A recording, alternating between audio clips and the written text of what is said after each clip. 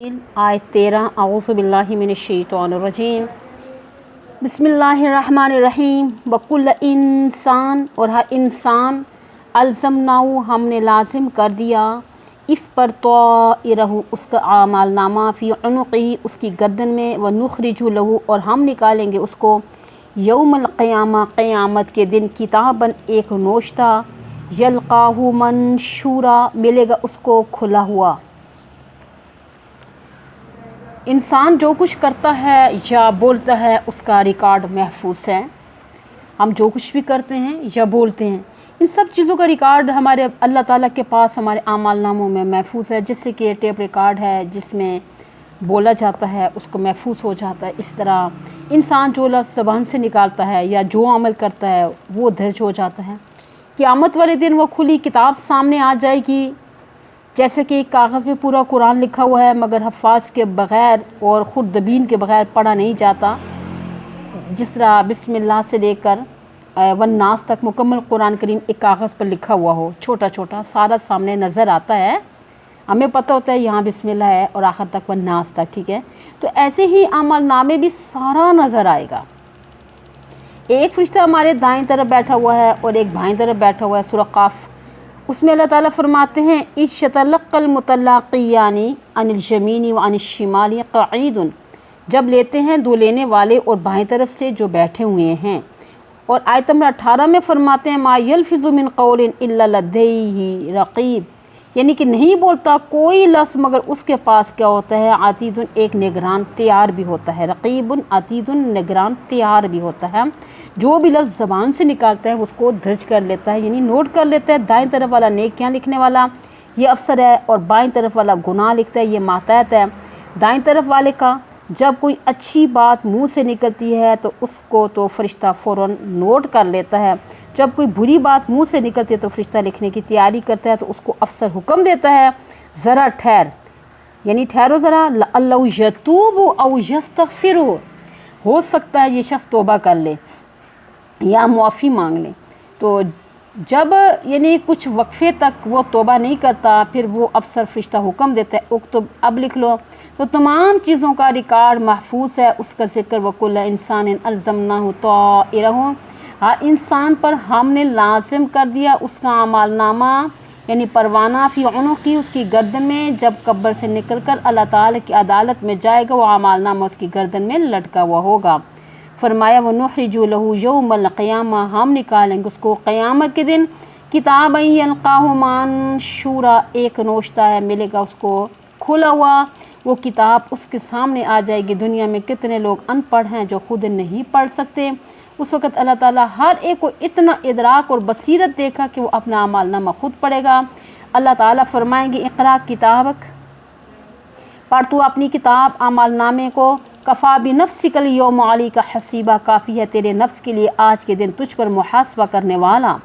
आज दुनिया में हमारे हाफ़िज़े कमज़ोर हैं, बहुत सी चीज़ें हम भूल जाते हैं। क़यामत के दिन की ख़ुसूसियत होगी, हाफ़िज़े इतने तेज़ हो जाएंगे कि यौम तजिदु कुल्लु नफ्सिन मा आमिलत मिन खैरिन मुहज़रन औ व मा आमिलत मिन सू।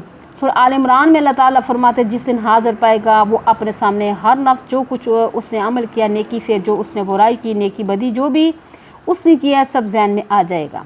तफसीरों में आता है, रवायात में मौजूद है कि अल्लाह ताला फरमाएंगे ए बंदे अपना पर्चा पढ़, सफ़ा दो सफ़े दो या इससे कम व पेश पड़ेगा। अल्लाह ताला फरमाएंगे महलन ज़रा ठहर जा, हल ज़लम का कतबी, मेरी तरफ से जो फ़रिश्ते लिखने वाले थे उन्होंने कोई ज़्यादती तो नहीं की।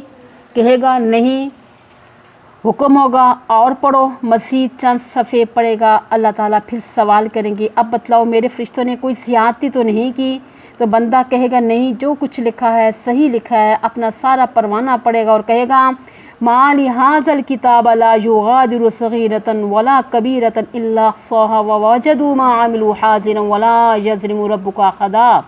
सूरह कहफ की आयत 49 है। क्या इस किताब को नहीं छोड़ती ये किसी छोटी चीज़ को ना बड़ी चीज़ को, मगर उसके कि उसको संभाल रखा है। वो पाएंगे जो भी अमल उन्होंने किए हैं मौजूद और नहीं ज़्यादती करेगा तेरा रब किसी पर। तो तमाम नेकियों और बुराइयों का रिकॉर्ड तैयार होता है और हमें पता ही नहीं है, हम गफलत में बैठे हुए हैं।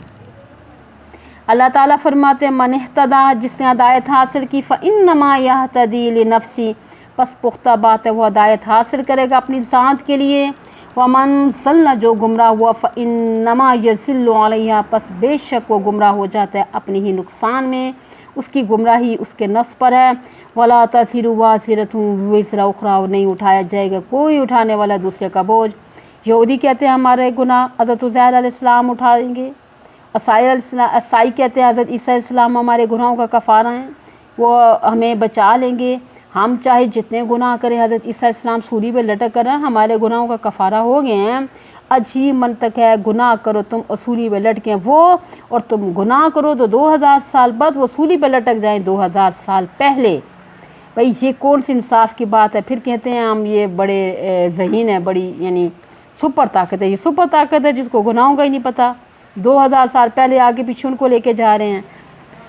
تو اللہ تعالیٰ فرماتے ہیں وما کننا معذبین، اور ہم نہیں سزا دیتے کسی کو، حتی نبعث رسولا، یہاں تک کہ ہم رسول بھیجتے ہیں۔ حضرت آدم علیہ السلام سے لے کر حضرت صلی اللہ علیہ وآلہ وسلم کی ذات گرامی تک اللہ تعالیٰ نے دنیا کے ہر کونے میں ہر قوم کی طرف پیغمبر بھیجے، اور بھیجے بھی ان کی زبان میں، تاکہ قوم یہ نہ کہہ سکے کہ ہمیں ان کی زبان سمجھ نہیں آئی۔ معجزات دکھائے، کتابیں سنائیں، پیغمبروں نے سمجھانے میں کوئی کسر نہیں چھوڑی۔ کوئی یہ نہیں کہہ سکتا کہ ہمیں حق اور باطل سے آگاہ نہیں کیا گیا، لیکن جب قوموں نے ہٹ درمی کا مظاہرہ کیا، حق ماننے کی بجائے حق کو مٹانے پر آگے، اللہ تعالیٰ نے عذاب بھیج کر مجرموں کو صفایا کر دیا۔ حضور اکرم صلی اللہ علیہ وآلہ وسلم کا یہ جو مسئلہ ہے، آخری پیغمبر، یہ مسئلہ ذہن نشین کر لیں کہ حضرت صلی اللہ علیہ وسلم کی ذات گرامی کے بعد اب قیامت تک دنیا میں کوئی نبی رسول پیدا نہیں ہو سکتا۔ ختم نبوت پہ آپ کا ایمان ہے نا انشاءاللہ، اور دین کی حفاظت کی ذمہ داری اللہ تعالیٰ نے آخری پیغمبر کی امت پہ ڈالی ہے۔ اللہ تعالیٰ کے فضل و کرم سے اس امت نے دین کو محفوظ بھی رکھا، قیامت تک رہے گا۔ باطل قوتیں اس دین کو مٹانے کی کوشش کرتی رہی ہیں اور کرتی رہیں گی، لیکن جتنا مرضی یہ زور لگا رہے نا، دین حق کو کوئی نہیں مٹا سکتا۔ ایک حدیث پاک میں آتا ہے نا، علماء امتی کا انبیاء بنی اسرائیل، کہ میری امت کے علماء حق ایسے ہیں، علماء حق جو ہے نا، جیسے کہ بنی اسرائیل کے انبیاء، اور جیسے انہوں نے دین کی حفاظت کی تھی، انہوں نے بھی دین کی حفاظت کی، جانوں کی قربانیاں دی ہیں، حق کو محفوظ رکھا، باقی رکھا۔ یہ علماء پہلے بھی تھے اور اب بھی ہیں، یہ نا کہ اب نہیں ہے۔ یہ دنیا کفریہ خیال کرتی ہے اسلام مٹ جائے گا، اور حاشا وکلا یہ نہیں مٹے گا۔ اس کو جتنا دباؤ گے انشاءاللہ یہ اتنا ہی ابھرے گا۔ یہ دین آج تک اپنی اصل شکل میں محفوظ ہے، اگرچہ اہل بدعت نے بدعت کو دین بنایا ہوا ہے، لیکن الحمدللہ ثم الحمدللہ دنیا کے کونے کونے میں توحید و سنت بھی برقرار اور موجود ہے۔ تو اللہ تعالیٰ کسی قوم کو سزا نہیں دیتے جب تک پیغمبر پہنچ کر اتمام حجت نہ کر دیں۔ آگے فرمایا وَإِذَا رَدْنَا أَن نُهْلِكَ قَرْيَةً أَمَرْنَا مُتْرَفِيهَا، جس وقت ہم ارادہ کرتے ہیں یہ کہ ہلاک کر دیں کسی بستی کو، تو حکم دیتے ہیں اس بستی کے آسودہ حال لوگوں کو۔ قرآن پاک کے امت میں اول نمبر کے مفسر حضرت عبداللہ بن مسعود رضی اللہ تعالیٰ اس آیت کی یہ تفسیر کرتے ہیں، جس وقت ہم ارادہ کرتے ہیں کسی بستی کو ہلاک کر دیں، وہاں کے آسودہ حال لوگوں کو مال اور زیادہ دے دیتے ہیں۔ جب مال زیادہ مل جائے پھر کیا ہوتا ہے؟ فَفَسَقُوا فِيهَا، پھر وہ نافرمانی کرتے اس بستی میں، اس مال کے بل بوتے کرتے ہیں۔ جب مال 4 گنا ہوگا تو نافرمانیاں بھی تو 4 گنا ہوں گی۔ فَحَقَّ عَلَيْهَا الْقَوْلُ، پس لازم ہو جاتا ہے اس بستی پہ قول اللہ تعالیٰ کے عذاب کا۔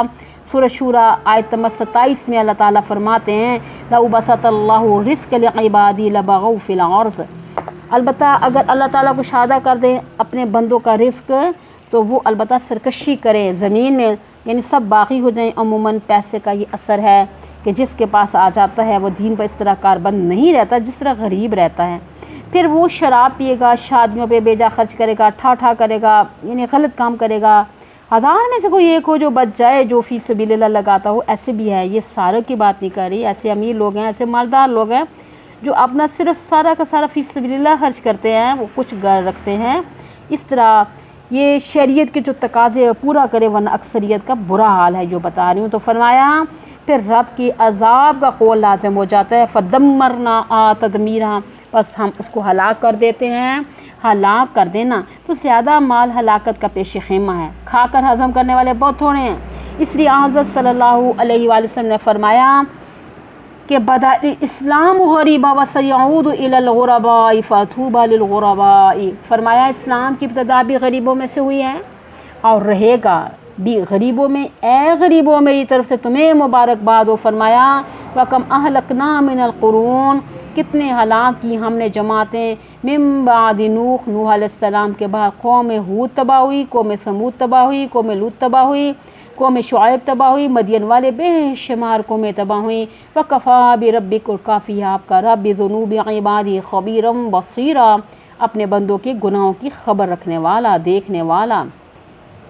ظاہر و باطن، قول فعل سب کے سامنے ہے، اس سے کوئی چیز چھپی ہوئی نہیں ہے۔